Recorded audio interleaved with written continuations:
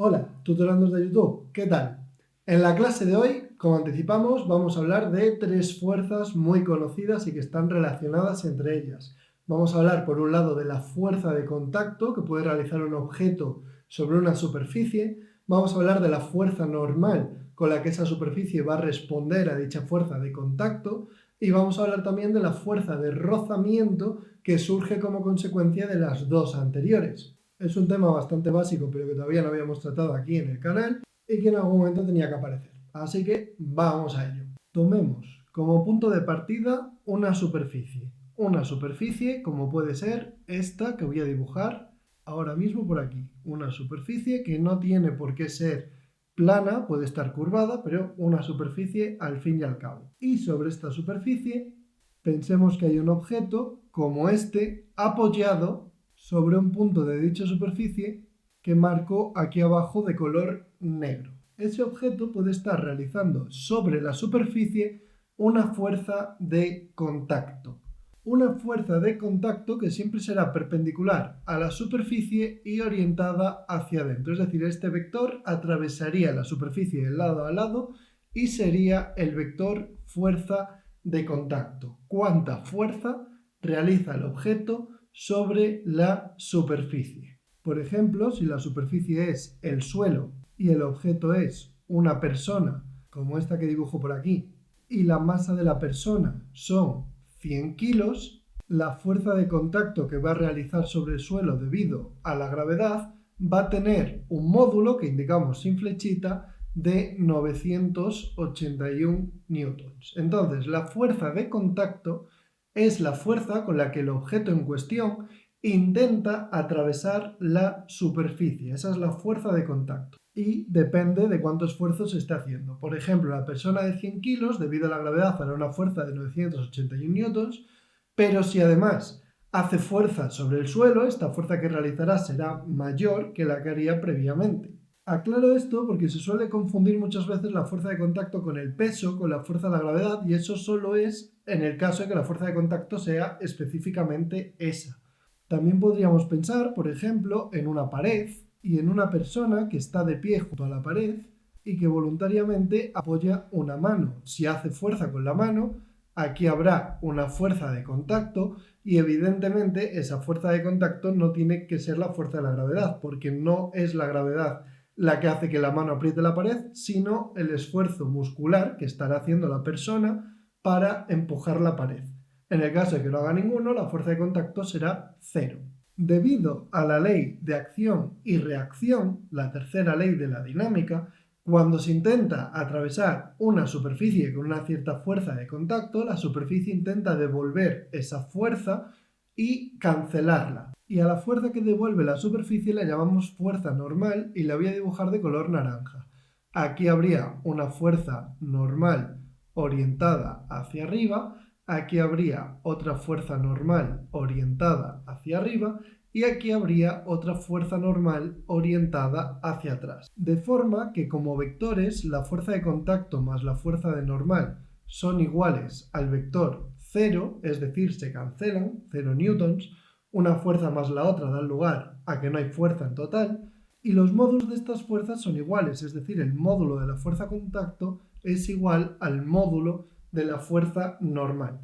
¿Por qué las dos fuerzas se tienen que cancelar? Porque es el requisito necesario para que las partículas de la superficie, ya sea el suelo, la pared o lo que sea, no se aceleren, se queden quietas en su sitio. ¿Por qué nada se mueve en los tres casos que estamos poniendo como ejemplo? Porque la fuerza total tiene que valer 0. Entonces, quedémonos con esta relación. El módulo de la fuerza de contacto es igual al módulo de la fuerza normal. Siempre, no siempre. La superficie va a intentar crear una fuerza normal que iguale a la fuerza de contacto, pero a lo mejor creamos una fuerza de contacto tan grande que la superficie no es capaz de sostenerla. Entonces, la condición que hemos dado es para que haya equilibrio, es decir, para que la superficie no se rompa. Si la fuerza de contacto fuese mayor que la fuerza normal, que es algo que podría suceder, lo que vamos a tener es que hay una ruptura. La superficie se va a romper.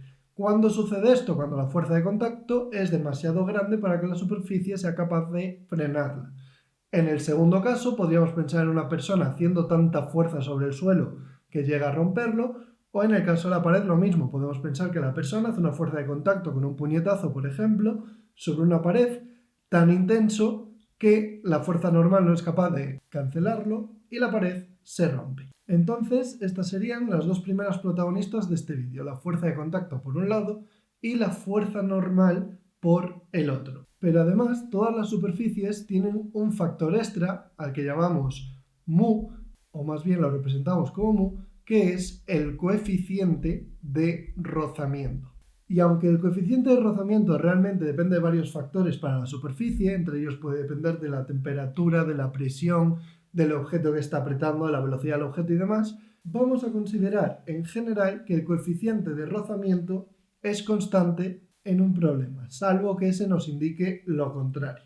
Y el coeficiente de rozamiento está relacionado con algo muy parecido al tema de la relación entre la fuerza de contacto y la fuerza normal. Supongamos ahora que el objeto que está apoyado se mueve con una cierta velocidad v. Aquí le pongo una velocidad v hacia aquí podemos poner una velocidad v hacia allá, y aquí podemos poner que la mano de la persona se mueve con una velocidad v hacia arriba o hacia abajo. Pues bien, siempre que un objeto se intenta deslizar sobre una superficie, la superficie responde con una fuerza de rozamiento opuesta a la velocidad, opuesta en el sentido de que va en sentido contrario, pero no en el de que valga lo mismo. Para empezar, porque lo primero de lo que estamos hablando es una velocidad que se mide en metros partido por segundo, y lo otro, la fuerza de rozamiento, es una fuerza que se va a medir en newtons. La fuerza de rozamiento, en este primer caso, iría hacia aquí, en contra de la velocidad. En el segundo caso, también iría hacia aquí, en contra de la velocidad. Y en el tercer caso, la fuerza de rozamiento iría también hacia aquí abajo, en contra de la velocidad. La fuerza de rozamiento siempre va a ir en contra de la dirección hacia la que el objeto se pretenda mover. Y se cumple que el módulo de esta fuerza de rozamiento, a la que voy a llamar Fr, es igual al coeficiente de rozamiento multiplicado por la normal, o lo que es lo mismo, al coeficiente de rozamiento multiplicado por el módulo de la fuerza de contacto. Esta sería la relación que hay entre fuerza de rozamiento, fuerza normal y fuerza de contacto. Así que realmente, aunque la fuerza de rozamiento y la fuerza normal no apuntan en la misma dirección, y esto se ve claramente en los dibujos, la fuerza normal es perpendicular a la superficie y evita que sea atravesada, mientras que la fuerza de rozamiento es paralela a la superficie y evita el deslizamiento, están relacionadas a través de este coeficiente mu. Y suele ser menor la fuerza de rozamiento que la fuerza normal. Pero esta relación que hemos visto implica fenómenos cotidianos en los que no se suele reparar mucho y en mi opinión tampoco se suelen explicar con mucho detalle, pero que vamos a comentar aquí a continuación. Pongamos por caso que esto de aquí es el suelo y que esto que dibujo yo aquí ahora es una persona y que la mano de esta persona está apoyada sobre una mesa que está apoyada a su vez sobre el suelo. La persona comienza no haciendo ninguna fuerza de contacto sobre la mesa. Es decir, vamos a partir de que la fuerza de contacto es igual a 0.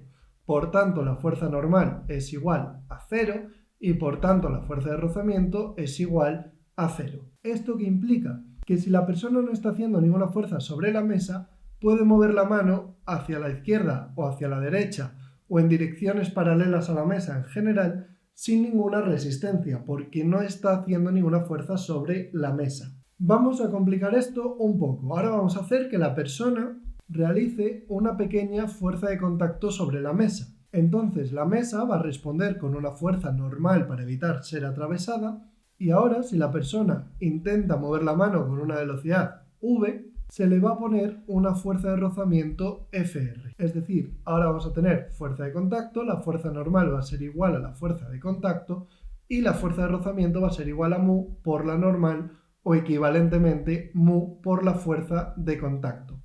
Fijaos que la situación es la misma de antes, lo que cambia es que ahora estoy haciendo una fuerza sobre la mesa en lugar de no hacerla. ¿Y qué va a suceder aquí? Que la mano se podrá mover sobre la mesa, pero va a experimentar una fuerza de rozamiento que va a ser que sea más difícil moverlo. Esto se traduce, por ejemplo, en dejar la mano apoyada sobre la mesa y después intentar moverla. Ya la propia fuerza de la gravedad de la mano sobre la mesa va a dificultar su movimiento. Y en estas circunstancias, para que la mano se mueva, va a hacer falta una fuerza extra, a la que voy a llamar aquí F de forma general, por parte de la persona, es decir, que la persona, además de hacer la fuerza de contacto, va a tener que estar haciendo una fuerza extra que cancele al rozamiento. Ahora bien, podríamos llegar a la situación en la que la fuerza de rozamiento sea mucho más grande o más grande que la fuerza que es capaz de hacer la persona para mover la mano. En estas circunstancias la conclusión es evidente.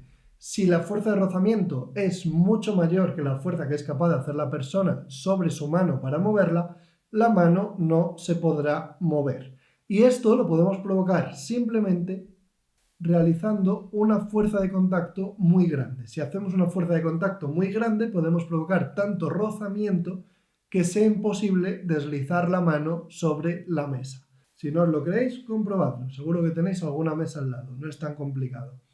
Repito una última vez. Si tú haces una fuerza de contacto con la mano muy fuerte sobre una superficie, puedes conseguir que mover la mano, deslizar la mano sobre la superficie, sea imposible. No vas a ser capaz de compensar la fuerza de rozamiento que has creado. Si sigues pudiendo, es que estás apretando poco. Se trata de que aprietes la superficie hacia adentro y además intentes mover la mano. Ahora bien, en estas circunstancias en las que no somos capaces de mover la mano sobre la mesa, sin embargo puede suceder otra cosa, y es que la mano y la mesa actúen como un bloque conjunto, es decir, que todo esto que rodea ahora sea un único objeto, la mano y la mesa, y que no seamos por un lado capaces de mover la mano sobre la mesa, pero sí seamos capaces por otra parte de mover el sistema mesa-mano sobre el suelo. En estas circunstancias, quien va a crear la fuerza de rozamiento hacia atrás va a ser el suelo y la mesa y la mano se van a mover juntas porque al haber tanta fuerza de contacto entre ellas se comportan como un único objeto. Y esto también lo podéis comprobar si tenéis una mesa móvil que no pese demasiado, evidentemente. Y esto básicamente sería todo. En la siguiente clase hablaremos de los planos inclinados y de las fórmulas que tenemos que tener en cuenta con ellos. Hasta luego.